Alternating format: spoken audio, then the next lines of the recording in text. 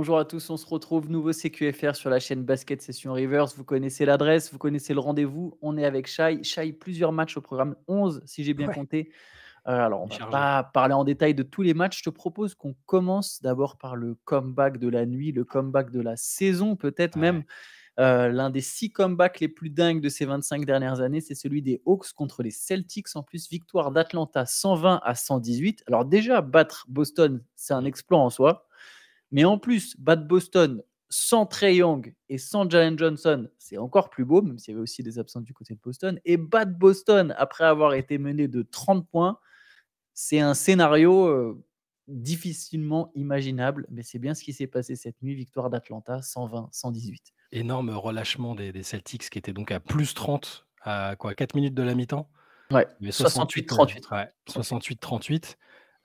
Alors, il manquait qui? Il manquait Jrue Holiday peut-être, mais bon, ça c'est Je pas relidais Derrick White, quand même. Derrick White, bon voilà, mais ça ne justifie pas de perdre comme ça. Ils ont craqué, ils se sont complètement endormis et les Hawks ont eu le mérite de s'accrocher et de revenir dedans, avec le shoot à 3 points de ton gars DeAndre Hunter que tu aimes bien. On en parlait ensemble hier en disant que c'était un des joueurs que tu aimais bien. Et il met le panier qui plie le match, à quoi? Une dizaine de secondes de la fin, Mais juste après que Dejounte Murray lui aussi était Mais c'est un panier complètement en fait, tu sais, de prendre le tir à ce moment-là, c'est ouais, même plus une paire de testicules, c'est presque de la folie parce qu'il y a donc +1 pour Atlanta. ouais. Il récupère la possession. Normalement, il peut juste garder la balle et lui, il s'est dit: «Bah non, pourquoi?» Tu vois, il reste 9 secondes. Tu il a pris le risque, il s'est dit: «Non, non, m'envoyez pas sur la ligne des lancers». Il a pris le risque de tirer et donc de, entre guillemets, «tout gâcher» parce que s'il rate, qu'il y a rebond défensif des Celtics et contre-attaque ou quoi que ce soit, bah, c'est Boston qui gagne ce match. Non, non, il a assumé, il a pris ce tir et il a mis le tir à 3 points Apparemment qui achève, Paul George était devant le match et il a dit que c'était un bad shot, hein, apparemment,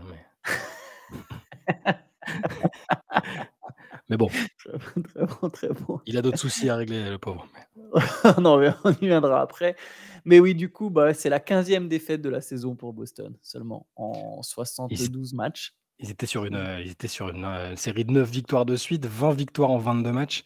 Alors c'est Ouais. pas grave, mais c'est quand même bien d'éviter ce genre de choses. On louait leur stabilité, leur constance dans la performance. Alors on va pas tirer à boulet rouge dessus, mais ça peut être bien pour leurs fans de leur éviter ça quand même. Allez, on peut enchaîner avec un autre match avec le record. On peut autant aller sur ce record. Ça fait un moment qu'ils le cherchent, alors autant qu'on en parle. Les Kings ont battu les Ouais. Sixers 108-96 et ça y est, Domantas Sabonis a officiellement dépassé Kevin Love. Alors, il est encore très loin. Donc, 54 double-double de suite, c'est ça le Ouais. record en question. Hem, il est encore loin du record de Wilt Chamberlain qui est 227. Je pense qu'il ne le battra jamais. Mais Ça a en aucun tout cas, sens. depuis que la NBA et la ABA ont fusionné, le Ouais, record, c'était 53 de Kevin Love. Sabonis, il a compilé son 54e double de suite. Il a même fait mieux vu qu'il a fait un triple-double, 11 ouais. points, 13 rebonds, 10 passes. C'est son 25e triple-double de la saison. Et ce qui est intéressant, c'est qu'il y a que 4 autres joueurs qui ont fait 25 triple-doubles sur une saison. C'est Russell Westbrook, Nikola Jokic, Oscar Robertson et Wilt Chamberlain, justement. Ouais. Bah, bon, ce qu'il faut dire, c'est oui, bon Chamberlain, il le rattrapera jamais. C'est très bien de faire 54 double-double de suite, ça reste une performance, même si, effectivement, il l'a cherché comme tu l'as dit. Presque les triples-doubles sont presque plus impressionnants en soi parce que quand tu vois le nom des 4 joueurs qui l'ont fait, c'est impressionnant. Est-ce que du coup, je disais: «Ah Sabonis, bah, personne n'en parle, il est incroyablement sous-coté». On l'a dit nous un peu aussi entre nous que parfois on n'en parlait pas assez, que c'est un Ouais, il aurait dû être All-Star, quoi. Ça, voilà, c'est il aurait dû être All-Star, sûr.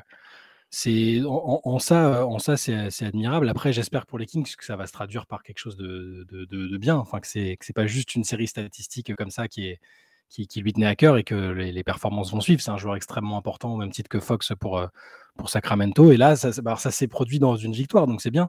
Moi, j'ai toujours peur des performances dans le vide, des stats pour stater. Là, Sabonis, c'est plutôt un joueur qui certes, il stat, mais il le fait quand même dans des Ouais, dans il des est matchs où solide. il gagne. C'est solide et là, ils l'ont fait contre Philadelphie, c'était important parce qu'en plus, il y a cette lutte avec Phoenix et Dallas pour la 6e place, ouais, pour éviter le play-in et pour l'instant, c'est Sacramento qui la tient. Donc on va pas, je critique pas Sabonis, c'est bien, il l'a fait et Sacramento est dans le coup. Sacramento est dans le coup. Phoenix, justement, on peut parler de leur concurrent direct. Défaite contre les Spurs, 104-102. Défaite contre une équipe de San Antonio sans Victor Wembanyama. Ouais. Hem, c'est une défaite qui fait tâche, hein.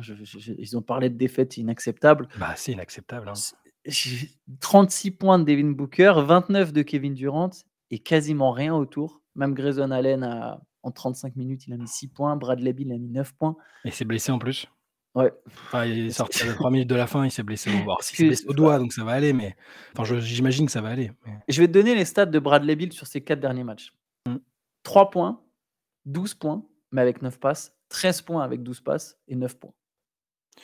ouais, bon, il y a eu des moments où il scorait plus, hein, c'est pas mais ouais, j'ai pas envie d'encore enfin, pas d'enfoncer Phoenix parce qu'ils ont des bonnes périodes, mais j'ai toujours pas confiance, dans cette équipe-là. Là, des défaites comme ça à ce moment-là de la saison, alors que tu es vraiment à la lutte pour la 6e place qui est importante. Éviter le play-in, c'est surtout quand tu as des joueurs qui se blessent facilement, enfin qui ont des habitudes, un historique de blessures.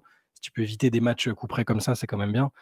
Perdre contre les Spurs qui ont pas Victor Wembanyama, c'est enfin quoi, il y a quoi? Il y a une seule autre équipe qui a fait ça cette année, non? Ils ont gagné qu'un match sans Ils victoire, ont je crois. gagné récemment encore sans Victor, Et mais ça a dû là, arriver au max, quoi. 26 points, 18 rebonds de Sohan, 26 points de Devin Vassell. Je suis quand même content que les Spurs aient gagné. Je trouve qu'il y a un j'ai lu sur faut pas aller sur Twitter, en fait. Faut pas aller sur Twitter. Mais j'ai lu, tu vois, souvent je lis sur Twitter que Wembanyama est des fois meilleur rookie de l'histoire. Je suis très gêné par cette, affirmation. On a fait un top 10 Oui. des meilleurs rookies de l'histoire, on l'a même pas mis dans le top 10. Je Mmh. trouve que les gens oublient un peu vite quand même ce qui s'est passé avant. Wembanyama est impressionnant, il est très fort.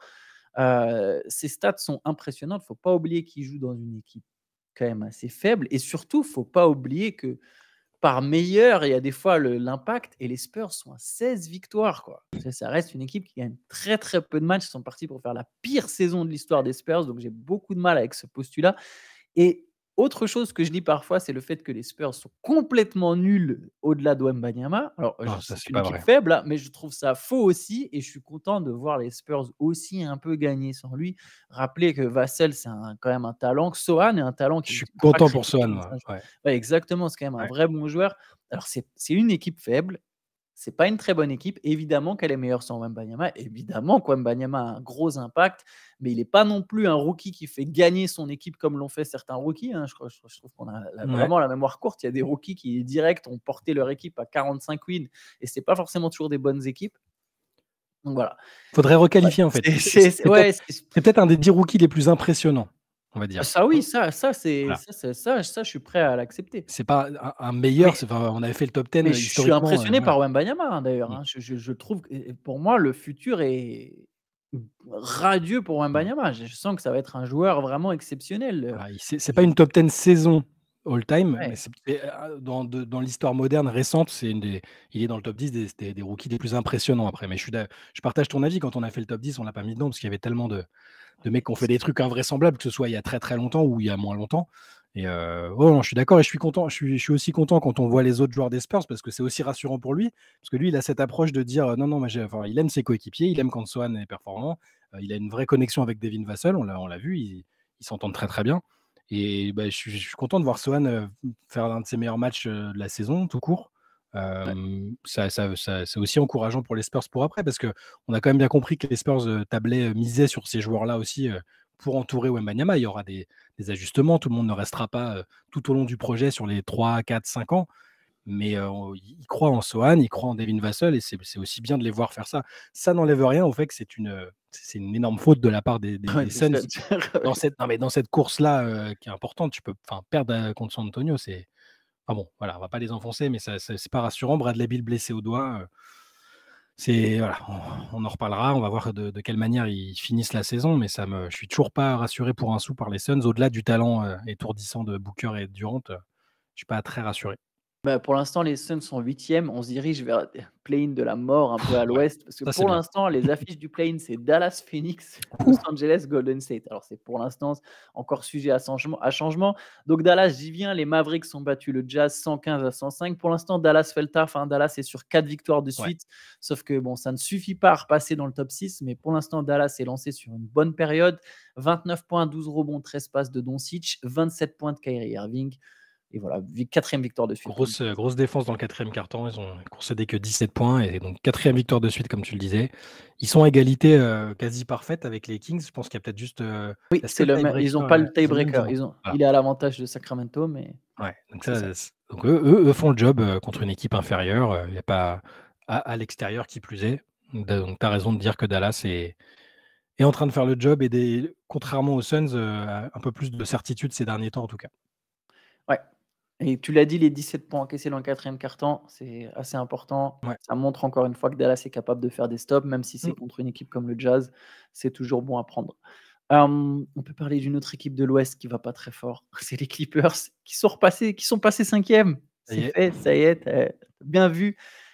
Clippers ont perdu encore une fois à domicile, encore une fois contre une équipe de l'Est, 133-116. Il y a eu le retour de Westbrook. Ouais. Il a bien joué, il a mis 14 points, 7 passes en 18 minutes seulement. Ça n'a pas suffi. On a une équipe des Clippers. C'est la 2e fois après une défaite qu'une superstar parle du manque d'identité. D'abord, c'était Paul George qui avait dit qu'il n'y avait pas d'identité. James Harden l'a dit aussi après cette défaite. 26 points de Kawhi, 26 points de Paul George, mais ils se font manger dessous. 31 points de Siakam, 21 points de Miles Turner. Encore une fois, ils ne défendent pas. Ouais, c'est le problème, hein. Enfin, c'est le gros problème parce que tu as raison, là, le trio est plutôt performant en attaque, ça va. Mais là, je sais pas, ça manque de plein de choses qu'on avait retrouvées sur le trade après le trade d'Harden avec leur énorme série. Alors, est-ce qu'ils ont, comme tu l'as dit, leur pic est arrivé trop tôt? Est-ce qu'ils ont pas j'ai l'impression de voir une équipe fatiguée déjà mentalement, tu vois? Tu sais, ils ont du mal à refaire les efforts. Indiana allait évidemment rien leur laisser. C'est une équipe qui joue le coup, qui a des choses à jouer aussi. Et ouais, la vibe est pas bonne. Alors je fais confiance à Tyronn Lue, c'est un très bon coach. Il va peut-être réussir à retrouver la formule. Mais c'est comme lors de leur mauvaise période au début du trade d'Harden. Quand je vois les 3 sur le terrain, qu'il y a pas de blessure, bah, ça me rassure pas de les voir contre-performer comme ça. Donc il reste un peu de temps, mais j'aime pas l'énergie autour de l'équipe alors l'énergie était super bonne quand même ces derniers mois, comme ils ont cravaché pour revenir dans le top 4. C'était impressionnant et là, enfin, je veux dire, les Pelicans sans jouer reprennent la 4e place et ça confirme la dynamique qu'on a vue. Westbrook revient, donc ça c'est bien. Au niveau de l'énergie, c'est lui qui a apporté aussi beaucoup de choses en sortie de banc, donc là il n'a pas pu être décisif, mais peut-être que c'est aussi quelque chose qui va les aider à revenir sur le droit chemin, mais c'est dommage. Ils sont en train de gâcher le bon travail qui avait été fait avant. Ce qui me fait peur, c'est que je vois pas là, je pense qu'il n'y a pas besoin de faire un changement de rotation, tu vois, ou quelque chose. J'ai l'impression que c'est purement dans la tête. Ouais. Alors là, le 5 majeur, il est très bien sur le papier. Je pense pas qu'il doit y avoir un meilleur 5. Et les minutes, tu peux toujours ajuster les minutes de ton banc, mais je pense que dans l'ensemble, c'est pas ça qui fera la différence. J'ai l'impression que c'est vraiment juste dans la tête.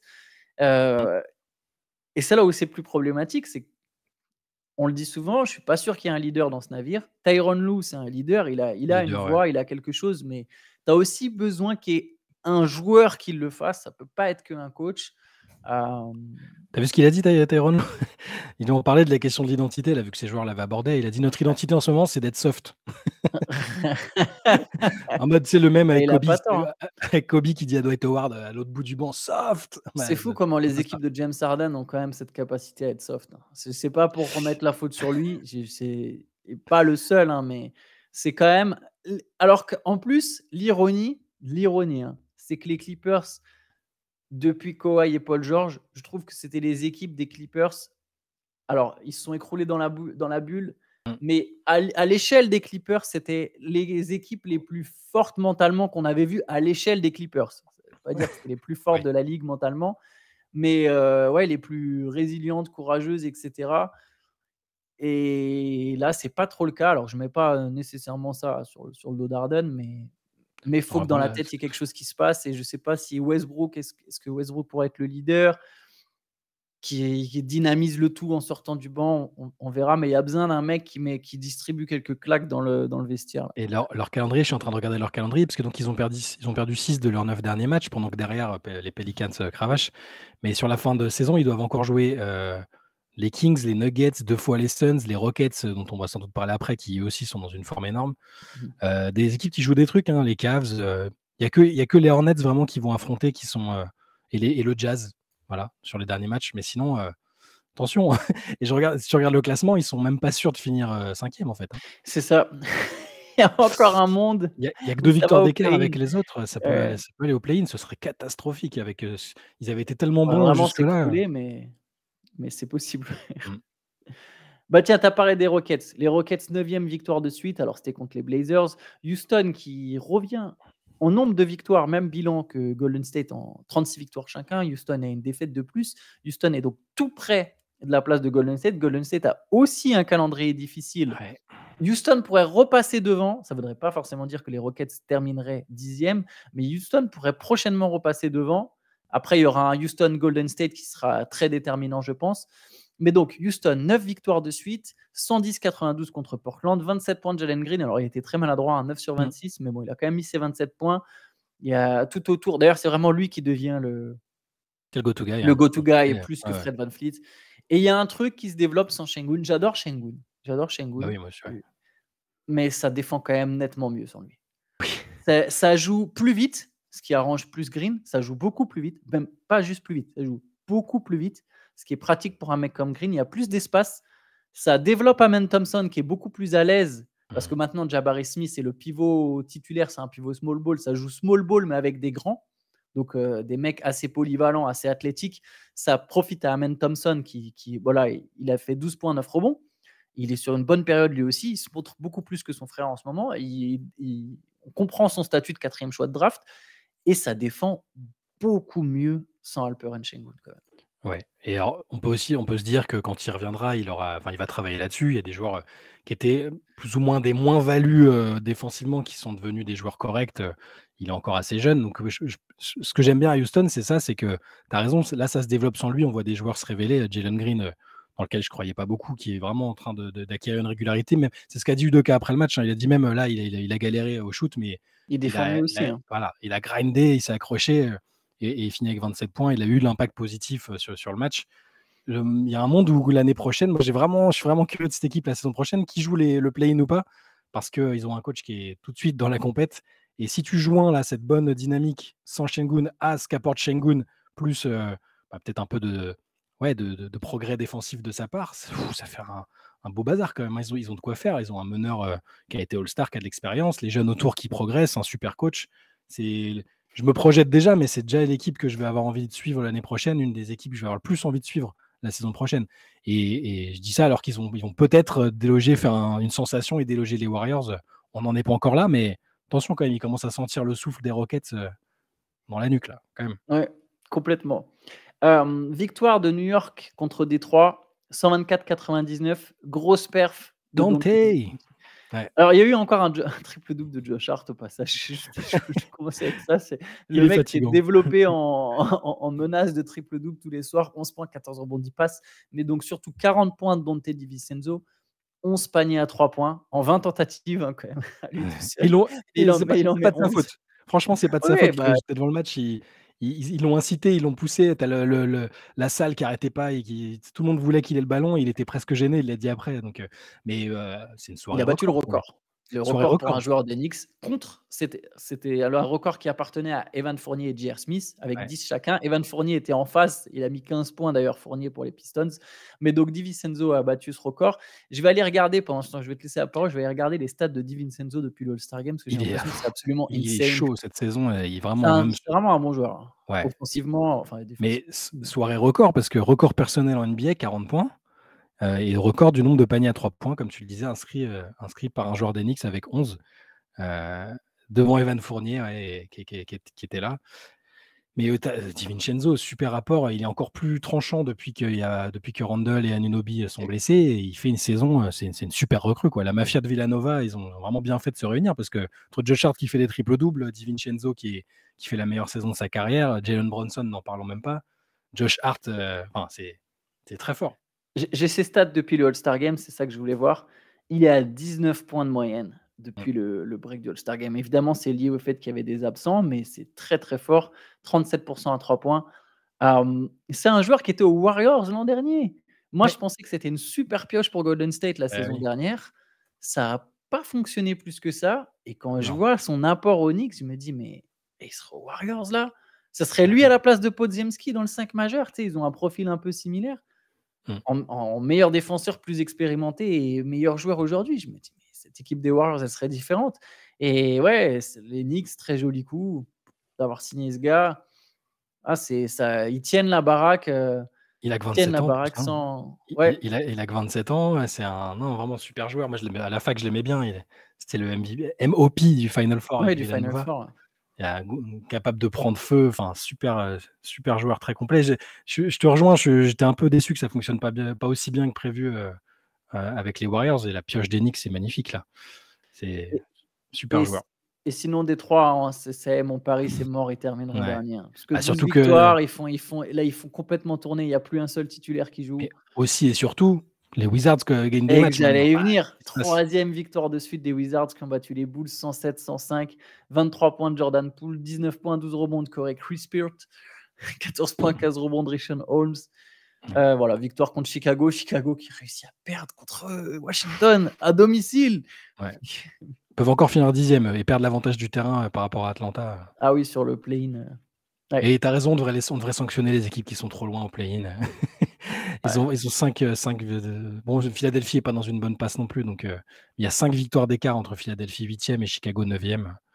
On se dirige vers un Chicago-Atlanta, bon, qui va pas être la plus excitante des séries de play-in. La seule question, c'est de savoir qui va recevoir maintenant. Allez, je donne en speed de résultats dont honnêtement, on se fiche un peu. Victoire des Cavaliers contre les Hornets 115-92. Victoire des Nets contre les Raptors. Les Raptors, ils sont déjà en vacances, hein, je Ah vous le ouais, dis. totalement. Victoire 96-98 à Toronto. Je sais même pas si les joueurs de Toronto, ils vont encore à l'entraînement. Ils sont vraiment en vacances. Bah, Et le 5, avec, Freeman Liberty, Gay qui joue, enfin l'équipe elle est ouais, c'est invraisemblable. oui, oui, si on peut, enfin, ça y est, j'ai déjà fait le jeu de deviner, deviner les joueurs des Raptors. Ils ont relancé tu sais, Kobe Simons. Simmons, ouais. Lui, je sais qui c'est, tu vois? Mais je ne savais pas Tu qu'il était avais encore oublié dans la qu'il ligue. existait, ouais, c'est Ouais, ça. exactement. Bon, bref, on a fait le tour pour les matchs, mais il y a autre Ouais, chose dont on aimerait parler ouais. pour conclure ces CQFR et ça concerne justement Toronto. Transition involontaire mais parfaite. Donc il n'y avait pas de Jontay Porter sur la feuille de match de Toronto. Ça fait le deuxième match de suite qu'il est absent pour raison personnelle. Jontay Porter, c'est le frère de Michael Porter Jr. Jusque-là, on ne savait pas exactement pourquoi il était absent. Même si tout le monde s'en fiche, personne ne regarde pourquoi les joueurs des Raptors sont absents. Je pense que personne n'avait même remarqué son absence, à part les 4 fans francophones des Raptors en France. Mais bref, tout ça pour dire que Toronto, et le joueur de Toronto est sous le coup d'une enquête de Mmh. la Ligue, parce qu'il y a des paris un peu suspects autour de ses performances. Je ne sais pas Un si tu tout veux, petit peu suspect alors, si tu vas-y, veux détailler ou si tu veux que je détaille. c'est un euphémisme, suspect parce que du coup, les enquêteurs ont c'est-à-dire que pour ceux qui sont pas familiers avec le système de paris, on n'est pas obligé de parier que sur, victoire ou défaite d'une équipe ou, nous-mêmes, tu Aux peux États-Unis, tu peux as parier. voilà, tu as les fameux, over-under qui sont très populaires chez les parieurs américains. Ça peut être sur le nombre de victoires sur une saison d'une équipe, ça peut être sur le nombre de rebonds d'un joueur sur un match donné et là, en l'occurrence, c'était sur, si je dis pas de Le bêtises, le nombre de premier match, paniers à c'est 3 le points. nombre de paniers à 3 points qui était en Voilà. dessous de 0,5. Donc Fallait qu'il en voilà. prenne aucun en fait, c'est ça? Non, qu'il en mette, Ah c'était oui, qu'ils pour en mettent, qu'il pardon, en mette, OK. ouais.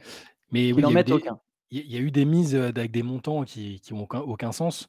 Alors pour certains, les montants n'ont aucun sens de manière générale, hein, mais pour vous situer le truc, ces paris-là, en moyenne, les gros paris, c'est autour de 1 000 ce qui est déjà une somme folle, hein, mais bon, un mec qui est assez sûr de lui, qui a une masse d'argent pour parier importante, 1 000 c'est pas grand-chose. Là, il y a eu des paris à hauteur de 10 000 10 000 à 20 000 même, je crois. Ouais, 10 Ouais, 000 à 20 000. pour des sommes qui n'ont aucun sens Sur le fait qu'il mettrait pas de panier à 3 points sur un match contre ouais. les Clippers. Et Et ce qui sur est les matchs en question, vas-y, ouais, je te laisse poursuivre parce bah, que c'est toi qui avais fait la news ce OK. matin en plus. Donc ouais, pardon. Du coup, je détaille. OK. Donc contre les Clippers, il y avait ça, mais il y en avait un autre contre les Kings Ouais. aussi. Contre les Kings, là, c'était pour le nombre de points et rebonds en dessous, enfin bref. Mmh. Ces 2 soirs-là, c'est ces paris-là, les paris autour de Jontay Porter qui ont rapporté le plus d'argent. OK? Jusque-là, bon, c'est déjà Pourquoi pas? beaucoup de gens qui gagnent de la thune sur Jontay Porter, pourquoi pas? Maintenant, il faut rentrer dans les détails. Ce qui est intéressant, c'est que le match contre les Clippers, il est sorti au bout de 3 minutes, je crois, 3 minutes, Ouais, pour apparemment, il aurait aggravé une blessure à l'œil. à OK? l'œil, ouais. Mmh. C'est sans doute ce que lui a dit au staff et c'est ce que le staff a relayé. On ne sait pas encore si c'est vrai ou pas, peu importe, on n'est même pas dans la supposition, mais juste on va donner les faits. Donc il est sorti au bout de 3 minutes et il n'a pas tenté un seul 3 points. Donc Ouais. forcément, pour le under Bingo. 0,5. Bing, c'est gagné. 2 jours plus tard, il met 12 points, 7 rebonds en jouant 19 minutes. 2 jours après, il peut jouer, ça y est, c'est fini la blessure à l'œil, 12 points, 7 rebonds. Puis il y a un match plus tard contre les Kings. Kings. Ouais. Donc là, il y a des paris, beaucoup de paris sur le under et apparemment les sites de paris ont reçu énormément une vague de paris, de plusieurs acomptes avec des gros paris et des gens qui ont vraiment essayé de vouloir parier. Il y a pas toujours une limite sur les sites. En tout cas, la limite peut être élevée. Il y a plusieurs personnes, donc plusieurs comptes qui ont essayé de parier. Et ce match-là, Porter rebolote, il sort au bout de 3 ou 4 minutes parce qu'il est malade. Donc, Mmh. imagine que c'est ce qu'il a dit au staff: «Je me sens pas bien, je suis malade, je sors». Voilà. Et donc c'est ça qui rend le truc un peu suspect, Ah, c'est forcément ultra suspect quand on parle d'un joueur qui a un salaire, parce que les superstars n'ont logiquement aucun intérêt théorique à verser dans ces trucs-là parce elles gagnent plus, tu prends son frère par exemple, il gagne tellement plus, juste en posant ses fesses sur un banc ou en rentrant 5 minutes dans un match qu'il y a aucun intérêt à faire ça. Mais Jontay Porter, il est en two-way contract avec Toronto et il gagne 400 000 $ la saison. Donc là, si à chaque match, il prend un pourcentage. Alors, c'est la théorie. L'enquête porte sur ça. Il se demande si Porter, c'est évidemment pas Porter qui est allé au bistrot du coin, au PMU, parier sur lui. Je vais mettre moins de machin parce que sinon le mec se fait griller et il est totalement débile. Là, ce serait des gens autour qui auraient fait ces paris-là avec son accord à lui.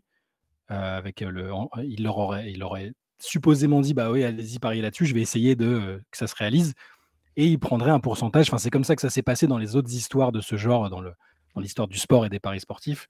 Donc c'est ce qui lui est reproché et forcément, tu regardes là en les tout cas, c'est éléments, sur ça que la NBA mène l'enquête. voilà, Pas mais tu trop. regardes là les éléments, c'est difficile de pas trouver ça suspect.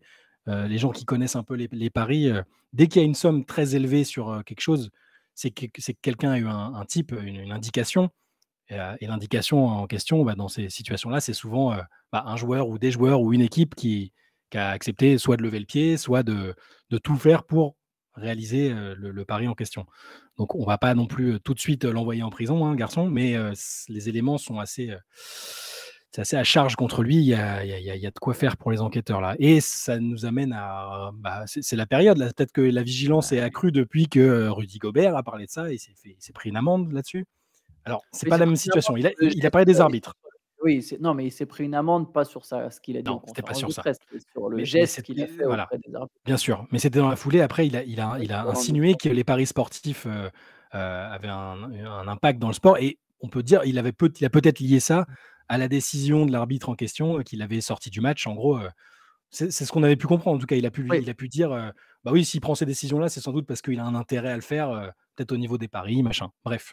Et il y a aussi JB Bickerstaff, peu de ouais. temps après, qui a dit que les joueurs, les coachs recevaient des messages, des menaces, des propositions, pour, truquer certains paramètres des matchs. Donc c'est la période où l'NBA, qui a signé d'ailleurs des deals, encore avec des organes de paris sportifs, va devoir gérer une mini crise comme ça.